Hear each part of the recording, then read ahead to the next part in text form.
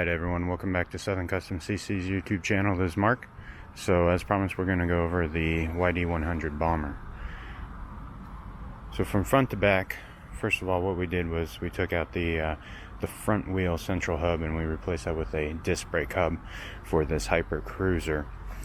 It's aluminum frame and it traditionally just a coaster brake, but definitely with the speeds that we're going to accomplish with this YD100, we want some fasting braking power.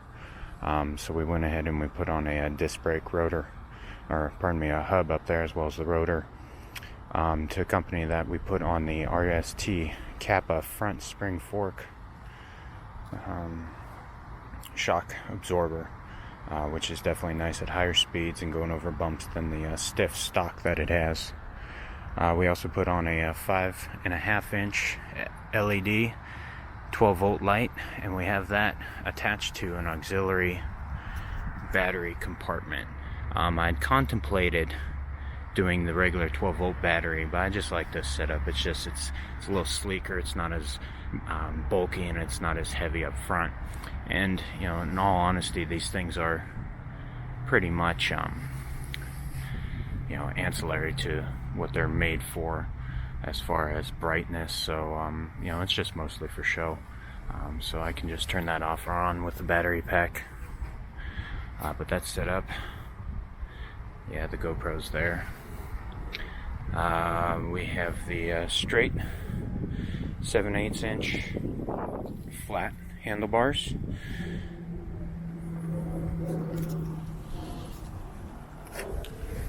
We have the YD100. That's the actual 80cc motor that they're selling. It has the 8mm bolts to it. With this one, I did have to switch around the piston as well. It was installed backwards. We have the MZ pipe, as you can see. I left the stock carburetor on there, but it's quote-unquote high-performance stock because it has a slightly larger jet than the stock NT. I believe it's a 78 jet that's in there, so it just gives it a little bit more breathability. And after riding this around, I think I'm actually going to bump it up a little bit more for my climate and for the season right now. So I'm going to try on the 80 and see what happens there. It just kind of seems like it tapers off on the top speed when I know it could get a little bit more, hitting the 30s. Definitely still breaking this in, so I'm not going to, you know, push it to its max, but I can feel it and its potential, so I'm just going to jack around with that and see if it gets me up to 30 any smoother. Have the double kickstand on in there. I also took out the standard 12 volt magneto that it came with and replaced it with the Oz. I just like that it calms down the engine at higher RPMs. Have the stock sprocket back there. I get those things nice and true, so I'm not worried about those at all. I've never had any problems with those. For the seat, I've actually chopped the seat post about 2.5 inches, so I was able to slam it a little bit more to give it that bobber look. But all in all, this thing's going to have good potential in the 40s, easy for a 200 plus pound rider. And for, you know, the price it took to make this versus an engine that can do the same thing costing $400, and then you have to buy everything else, I think this is a very good model for most people to tamper and experiment with. I'm really happy with this. I'm not a big fan of the MZ pipes, as I mentioned before. I'm not a big fan of that bang bang pop pop look at me look.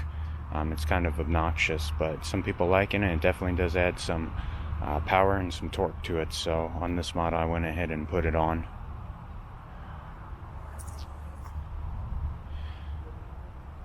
You know, this definitely has a nice rear torque. It pulls you up to 20 miles an hour, no problem, uphill, downhill, flatlands. It's got some nice torque.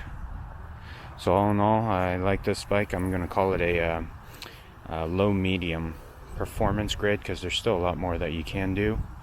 But overall, this is going to make a lot of people happy with the torque and the top speed. considering, I mean, these things are running off a single piston. The piston's smaller than the size of your fist, and it's working really, really hard. And to get you up to speeds of 40 miles an hour is pretty impressive. Yeah, I could throw on the Kian carb, the OKO carb, but I'm not going to go that far. Reed valve, I'm not going to go that far. But that does remind me, one other thing I did to this engine after I flipped around the piston was that I skirted it. So I put it at a top dead center, and then looked inside the intake, and you could still see a little bit of the bottom of the piston showing. So went ahead and marked that off, measured it, and dremeled that down, sanded it down, and got it to match that intake port when it's at top dead center, so that there's full breathability when that piston's at top dead center. It calms down the vibrations a little. It's definitely smoother at the higher RPMs.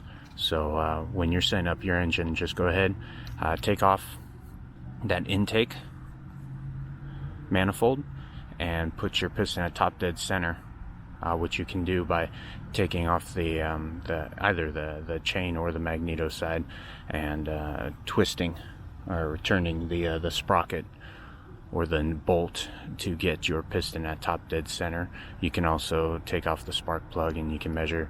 There's multiple things that you can do to go ahead and find out if you can or need to skirt your piston, but it definitely doesn't jeopardize that side of your piston. So I went ahead and did it with that one, and I can definitely tell a difference from the other YD100s that I've built and I have not skirted.